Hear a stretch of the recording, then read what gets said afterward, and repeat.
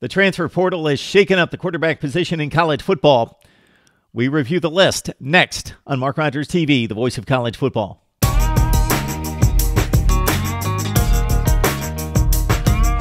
Mark Rogers TV, the voice of college football, back with you, bringing the best in discussion, debate, and analysis. Please check out the videos if you have just come across our channel for the very first time or have seen a very limited number of videos in the past. Check out the library. We deliver each and every day the best in discussion, debate, and analysis with the best bloggers, broadcasters, and writers in the industry, plus analysis from myself.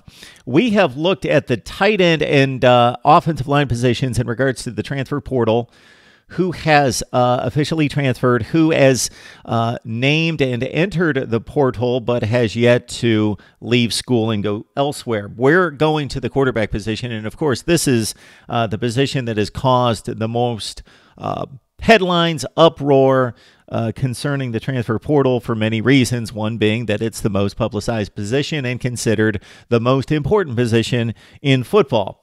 Let's run down the guys that have transferred for sure and are playing for different schools, and then the guys that have just announced that they are in the portal and have yet to make a decision, because once you enter the portal, that doesn't necessarily mean that you are leaving for sure. You are exploring your options. Of course, with many of these quarterbacks, we have determined and have certainly broken down the analysis across the board concerning many of these quarterbacks, so check out the videos concerning those particular teams. All right, here's the list. I would love to get your feedback. I'm just running down the list. Would love to get your feedback on which quarterback transfers do you believe mean something substantial for those teams. Some of them are very obvious. Maybe others are not. All right, let's start with Kelly Bryant, moving from Clemson, where he started in 2017 and the first half of 2018, to Missouri. Justin Fields from Georgia, of course, to Ohio State. Ben Hicks from SMU, where he is expected to be the starter at Arkansas, and we talked about that in our Arkansas Spring Report. Check that out. John Langen, Boston College, to Rutgers. We've got Devin Modster, who started quite a few games at UCLA down the stretch in relief of Josh Rosen when he was hurt, goes from UCLA to Cal. We've got Riley Neal from Ball State to Vanderbilt. Shawn Robinson, once a four-star recruit going to TCU, now moves to Missouri, where he will be eligible in 2020. Got Jordan Travis from Louisville to Florida State. Jack Tuttle, Utah to Indiana. I just released my Indiana spring final report, and we talked about Jack Tuttle, former four-star, going to the Utes of Utah, now on to IU.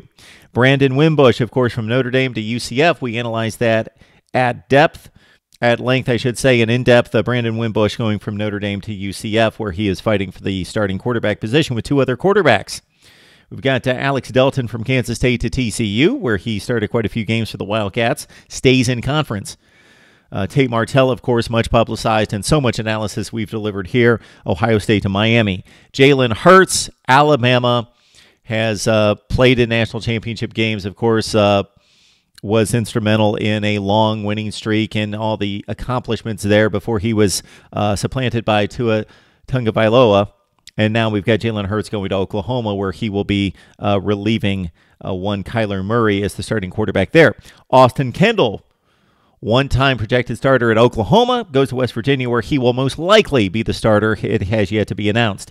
Cameron Rising, huge recruit, going to Texas initially, now to Utah. Shane Buechele, another Texas quarterback who once battled back and forth with Sam Ehlinger for the starting quarterback position and was considered the better passer. Shane Buechele from Texas to SMU. Braxton Burmeister, who started some games at Oregon, now goes to Virginia Tech.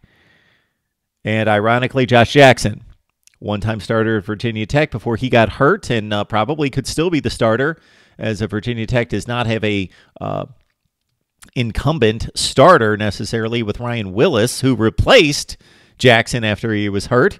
But Jackson leaves Virginia Tech to go to Maryland. We've got Ty Storey from Arkansas, much ballyhooed recruit at one point, to Western Kentucky. Nick Starkel, of course, from Texas A&M, where he started some games and battled back and forth with Kellen Mond. He will be in the works at Arkansas to battle Ben Hicks for that job Alex Hornibrook, of course, led Wisconsin to a top 5 finish and an Orange Bowl win 2 years ago, going from Wisconsin to Florida State.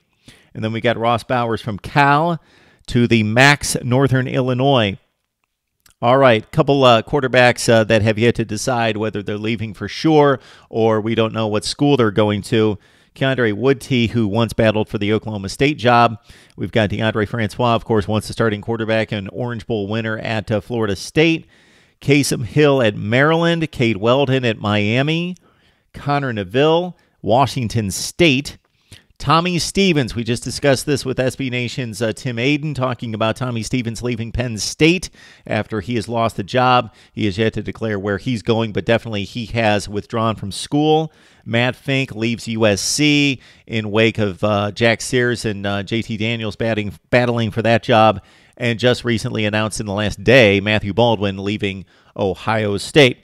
Those are the quarterbacks that are definitely leaving school, and most of them, as we know, have already entered into a situation in which they're battling for a job or have won a job at the next school, and then a handful of quarterbacks who are leaving and have yet to decide where they are headed for 2019, or they may have to sit out and be back on the field in 2020. Need to hear from you on your team, your conference, a particular angle on any one of these quarterbacks, right here at Mark Rogers TV, the voice of college football.